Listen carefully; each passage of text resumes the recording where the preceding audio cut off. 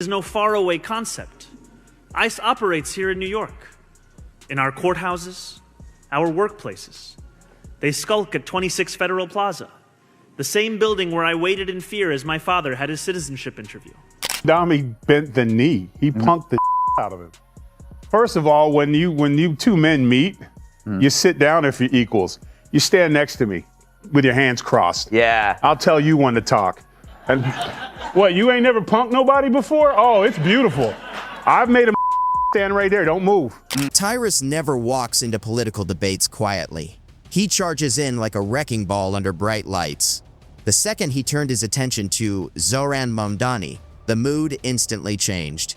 It felt like a heavyweight entering a packed arena, looking straight at a manifesto and asking if big promises can handle real pressure. If you expected just another calm Papal News argument, you were mistaken. This wasn't going to be a small TV debate moment. He's smiling because he's got him. Yeah. Mamdani didn't come in there. He sold, we call it wolf tickets. He sold all these, he's a this, he's a that. And when I get there, I'm going to tell him this. He went in the office, he's like, don't sit down.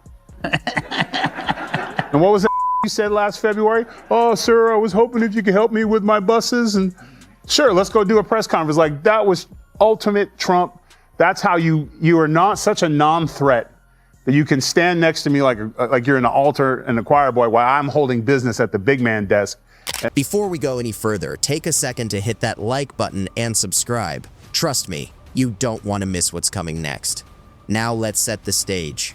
Mamdani has made a name for himself as one of the loudest progressive voices in New York politics. He speaks confidently about reform, fairness, and big systemic change, the kind of ideas that blow up on social media and get loud cheers on college campuses. To his supporters, he represents the future. But to his critics, he feels more like a real-time test of how far an ideology can go before reality pulls it back down. I think normally we would not condone booing, but I feel like the audience, you may boo away for 5 seconds if you'd like to. That is to cheat on a bench press. And listen, when you and I were hanging and banging today, we were down there hey, don't get it twisted. He might be a 27-year-old virgin, but he can throw bench with the best of them. And we were down there, and you were watching that video, and you were getting pumped up, and the blood was flowing, and 24-inch python started. Then there's Tyrus, a former wrestler turned cultural commentator, and definitely not someone who whispers his opinions. He talks about politics the same way he once faced opponents in the ring, shoulders squared, no apologies, and zero patience for what he believes are unrealistic economic ideas. I think he had it coming. Let's be honest. I don't think it was the constituents that voted for him that hurt him. I think it's the constituents that aren't here anymore because of him that hurt him. Senior vote matters. Yes, and somewhere shout out to Janice Dean. Not on our watch, mama. So having said that, but listen, Jesse, I want to add, you have very strong convictions and rules, and you don't drink. When Mamdani's proposals started gaining attention, Tyrus didn't just sit back and roll his eyes. He spoke out about them openly, and more than once, describing the ideas as policies that may sound inspiring in theory but fall apart when faced with real numbers and practical limits. We can rely on our faith to offer an embrace of one another. After all, few forces hold as much power to extend humanity to all. As Dr. King once said, the church is the one place where a doctor ought to forget that he's a doctor. The church is the one place where the lawyer ought to forget that he's a lawyer. When the church is true to its nature, it says, whosoever will, let him come. That doctrine. Here's where things start to get interesting. On paper, Mamdani's platform can sound almost impossible to resist. Who wouldn't want cheaper rent in a city where apartments cost more than the GDP of small countries? Who wouldn't want big corporations to pay more so working families can finally breathe? At first glance, it feels like simple common sense, wrapped in a strong sense of fairness and urgency. And what I mentioned it in monologue, Tyrus, you're dealing with a 34-year-old guy with no world experience, right? Who believes that there is such thing as government-sponsored childcare that's going to be great. High quality. Sure. That's why Kat said bro, because he's only 34. Yeah. But I'm sorry. I kind of feel like New York, you get what you get. Yeah. That's the best you could put forward. Mamdani didn't beat anyone. Yeah. He didn't, The Republican guy was But Tyrus focused on the fine print. He argued that freezing rent without increasing housing supply could turn a housing crisis into a housing chokehold. He also questioned whether raising taxes more aggressively on high earners, in a city already losing residents to lower tax states, might push even more people to leave. Suddenly, this wasn't just about two personalities arguing on television. It became a much bigger question. Are bold promises real leadership, or just campaign poetry that disappears once budgets and reality step in? Tyrus described Mamdani's approach as the political version of promising everyone a steak dinner while ignoring the fact that the fridge is empty. He painted a picture of policies that win applause in speeches but struggle when it comes time to actually pay the bill. Supporters of Mamdani see it very differently. They argue that the housing crisis, the growing wealth gap, and rising living costs demand bold action, not caution. From their point of view, Tyrus represents a kind of comfortable cynicism that accepts inequality and calls it realism. They see Mamdani's ideas not as reckless, but as necessary disruption. And this is where the tension really tightens, because both sides claim they are defending common sense. Tyrus argues you cannot spend your way out of deep structural problems without consequences. Mamdani argues you cannot cut your way out of injustice without making the problem worse. One side talks about incentives and how markets react. The other talks about moral responsibility and changing the system itself. through, and you were about to lose your mind. You were like, that's not even 45 pounds. You noticed that on each side. That looks to, what did you think it looked like, Joe? That plate looked smaller than the ones I get at Golden Corral. It'd be 45 pounds. I'll say this, I'm a bodybuilder, Tyrus. I just started yesterday, but Yes. I am a bodybuilder. And He's ahead of schedule. yeah, the hardest part is that people laugh when you tell them that you're a bodybuilder. But I will say this, it was an embarrassment from start to finish because after he failed to bench press the 135 pounds, The conversation about systemic reform didn't stop there. Tyrus moved beyond policy details and pointed to what he sees as a bigger pattern in progressive politics, the idea that good intentions automatically lead to good results. He warned that when cities try aggressive new rules, the real world often responds in ways lawmakers don't expect. Businesses adjust, landlords change how they use properties, investors step back, tax revenue shifts, and those ripple effects rarely stay contained for long. At the center of his argument was one simple question that cut through all the noise. What happens if the plan doesn't work? It's the kind of question that often hangs in the air without a clear answer. For many people in New York City, the current system already feels broken beyond small fixes. From that perspective, bold reform doesn't seem extreme, it feels overdue. And that's what makes this clash feel symbolic. Tyrus represents skepticism toward large government intervention, while Mamdani represents frustration with market-driven solutions. One side sees caution as wisdom. The other sees caution as acceptance of the problem. Let him come is not limited to Christianity. Each of our faiths asks us the same. I think of Exodus 23:9, the words of the Torah. Thou shalt not oppress a stranger, for ye know the heart of a stranger, seeing ye were strangers in the land of Egypt. Few have stood so steadfast alongside the persecuted as Jewish New Yorkers. I think of Michael Schwerner and Andrew Goodman, who gave their lives alongside James Chaney so that all could exercise the right to the franchise. I think of Rabbi Heschel. Here's the irony that makes this showdown so gripping. Both men are tapping into real frustration. Tyrus voices the frustration of taxpayers who feel overburdened and wary of big experiments. Mamdani voices the frustration of renters and workers who feel squeezed and ignored. They're speaking to different anxieties, yet in the same city. Tyrus took his critique even further, pointing out that progressive politicians sometimes underestimate how people actually behave. Cap rents too strictly, and developers may stop building. Raise taxes too aggressively, and what starts as caution can start sounding like surrender. This is where the audience leans in, because the debate isn't simple. It's not hero versus villain. It's a collision of worldviews about how cities really work. Are they delicate ecosystems that need careful balancing through incentives? Or are they power structures that must be aggressively reshaped? Tyrus doesn't deliver his points in soft academic tones. He speaks in headlines. He paints vivid pictures of policies backfiring. He makes it clear that slogans alone cannot build roads or balance budgets. Critics say he oversimplifies. Supporters say he cut straight through the jargon. Never trust a man who yells on a microphone. There is no reason to yell and scream on a microphone, and it seems all of his emotional outbursts are within a foot of a camera. So this is also anyone who ever needed to make a motivational commercial for why you don't want to live in New York, this would be it. Now, New Yorkers have a choice. Mayor Adams, who has put the city before politics, that is where you're going. The streets are cleaning up. We're seeing reductions in crime. Mamdani, on the other hand, shines when it comes to policy details and big picture ideas. He ties local struggles to national debates about capitalism, inequality, and public investment. He doesn't shy away from bold language about systemic change. So when Tyrus calls him out, it's not just personality drama. It's a stand-in fight between slow, incremental reform and sweeping structural change. There's another layer that keeps this story fascinating.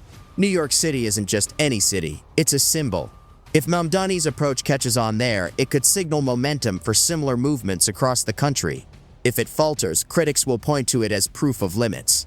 At the same time, Mamdani's rise reflects a generational shift. Younger voters are impatient with gradual change. They don't trust that markets left alone will fix inequality. They want action that feels immediate and visible. So this confrontation is both generational and ideological. And here's the twist that makes it even more compelling. Neither side can fully ignore the other. Tyrus can't dismiss the very real economic struggles driving support for Mamdani. And Mamdani can't ignore the fiscal limits and practical realities Tyrus highlights. He then kicked a soccer ball at the men's festival. What's next? He's gonna pee sitting down? I don't know about that. But I do want to make the point that it's just not all bench press. When I'm at the gym, I max out on the thigh abductor machine, so much so that my nickname's actually Thigh Abductor at the gym, as well as KFC. I'm not going to ask what the KFC stands for. I'm just going to assume it's some form of chicken. The city lives in the tension between these realities, which means this isn't a one-off fight. It's an ongoing debate about where urban politics in America is headed. Tyrus calling out Mamdani isn't just a viral clip. It's a snapshot of a country wrestling with questions about risk, responsibility, and the limits of government power. It's spectacle, yes, but it's also real substance hiding behind the drama.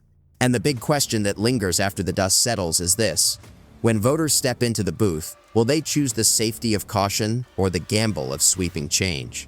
One thing is clear, this clash isn't fading quietly.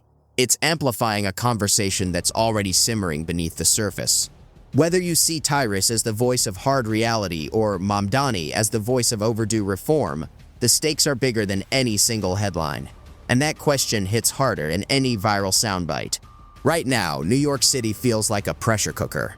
Rents keep climbing. Small businesses are juggling labor costs, regulations, and unpredictable foot traffic. Public services are stretched thin. In that environment, Mamdani's message lands because it offers something concrete: intervention, freezing the rents, and taking action. Disgrace governor he only won by 13. Yeah. And you just walk, there's 8 million people between here and Times Square Who didn't vote. Yeah. So it's kind of like, was this what? Tyrus looks at that same city and sees something very different. He sees fragility, a place that relies on development and incentives to keep the system running. His warning is simple and sharp: you can't punish the engine and expect the car to go faster. For him, this debate isn't just about compassion, it's about consequences. You can want affordable housing all you like, but if the policies meant to create it slow down construction or push landlords out, the shortage doesn't go away, it only gets tighter. He argues that political movements often underestimate how quickly money will move when it feels unwelcome. That point lands hard in a country already watching companies relocate, high earners leave, and investors rethink urban markets. Tyrus connects those dots, showing a city where opportunity moves while working families are left scrambling. From that perspective, protecting incentives isn't generosity, it's protecting balance. And now the argument cuts sharper. Is the housing crisis a supply problem that needs careful market management? Or is it a power problem that demands direct intervention? Tyrus leans firmly on the first view. Mamdani stands unapologetically with the second. To the same old So, and his socialist is the same as Bernie's socialist and all socialists. Socialism for you, not for me. He's going to make sure he's in the mansion. He's going to make sure he's making money and all these other kinds, and everyone else is supposed to share and attack the rich. So again, this is a horrible look for New York. I hope that the people, this is why I don't live in New York. Hopefully they'll make good choices and do what's best for the people, not party. Because this guy, the only thing I see him do is yell and scream. And Jesse, I'm hoping that I get approval from you to add that to the list of. And as this debate keeps unfolding, it reveals a deeper philosophical divide. Tyrus talks in the language of trade-offs. Every policy has a cost, every regulation changes behavior, and every tax hike shifts incentives. Mamdani, on the other hand, speaks in the language of justice. If a system creates inequality, it must be reshaped, even if that disrupts existing comfort. Both perspectives matter, but they point toward very different futures. Tyrus also touches on something cultural. He frames himself as the voice of people who feel lectured by elite progressivism. He argues that big slogans about systemic change often overlook the daily struggles of small business owners, middle-class families, and taxpayers already feeling squeezed from every side. His tone suggests that common sense has been replaced by ideological purity tests. He adds another layer by questioning scale. It's one thing to call for sweeping change in theory, but another to put it into action in the country's largest city, with massive budgets, powerful unions, and markets that react fast. Tyrus warns that experimentation at that scale carries risks that can't just be rolled back. And going into a situation knowing you have no idea what you're doing and doing it anyways because you'll just wing it. Yeah. You're just, now that's bench press, right? And luckily he had someone there to curl that weight off him. Is that how you're going to handle law enforcement? That's how you're going to handle immigrants? That's going to, now all of a sudden federal grocery stores make sense coming from a guy who has no idea what he's doing. He just does things. And how can you lead if you actually don't have any experience in anything? But Mamdani would likely argue that big problems need big solutions. That small tweaks at the edges won't bring down rents that have doubled over a decade. That bold policy isn't an experiment, it's a realignment of priorities. And that's why this clash feels bigger than just two men. It reflects a national tension. Reform versus revolution. Managing capitalism versus reshaping it fundamentally. The irony, both are reacting to failure, just in different ways. Tyrus responds to what he sees as policy overreach that threatens stability. Mamdani responds to what he sees as policy timidity that keeps inequality in place. So when Tyrus calls him out, it's not just a personal jab, it's a challenge to a whole movement. And movements don't respond quietly. The conversation escalates. But beneath all the noise, one question remains: what actually works? Not what sounds good, not what trends online, but what delivers real improvement without creating new crises. Tyrus emphasizes that economic realities cannot be ignored. Mamdani insists that moral urgency cannot wait. They don't care who the mayor is. They had a mayor who was law and order. Now we got to get rid of him. He likes the police too much. Yeah. Now they're going to have a mayor in who says high quality childcare. And no police. Yeah. There's another word for that. It's called trafficking. Yeah. So no one is going to leave their child with an underpaid, angry person. Like, you can just leave them with your wife. But I'm just saying, what? The wives are underappreciated. And voters are left in the middle, weighing risk against frustration. If Mamdani's vision succeeds, it could reshape urban policy across the country. If it fails, critics, like Tyrus, will point to it as proof that ideology can't ignore economics. Either way, the stakes go far beyond a single district. Cities across America are facing the same housing shortages, affordability crises, and debates over taxes and development. Even if no one officially calls it that, New York has become a testing ground. Tyrus knows the symbolic power of that stage. That's why his critique isn't subtle, it's emphatic. He frames this moment as a crossroads, grounded realism versus risky experimentation. It's about philosophy. It's about whether voters see stability as worth protecting at almost any cost, or disruption as necessary to fix deep imbalances. As this debate ripples through interviews, rallies, and online platforms, one thing becomes clear: the noise may fade, headlines will change, but the underlying tension will remain. Somewhere between caution and courage lies the future of cities like New York City, and the whole country is watching to see which side comes out on top.